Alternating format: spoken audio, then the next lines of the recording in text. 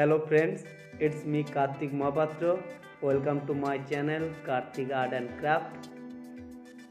আজকে আমি দেখাবো কিভাবে একটি পেন্সিল দিয়ে ইজি স্কেচ করা যায়।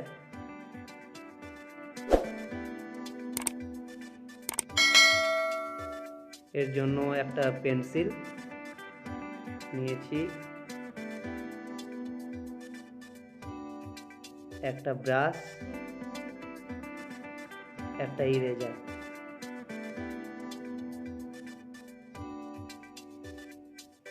এইবার হেয়ারের ডাইরেকশনে শেডিং করছি।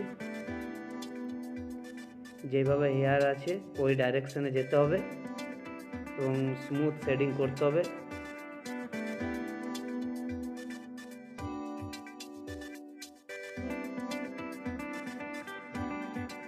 পেন্সিলটা শার্পনার দিয়ে পরিষ্কার করে নিতে হবে যাতে চুচালো থাকে, এতে শেডিং করতে খুব সুবিধা।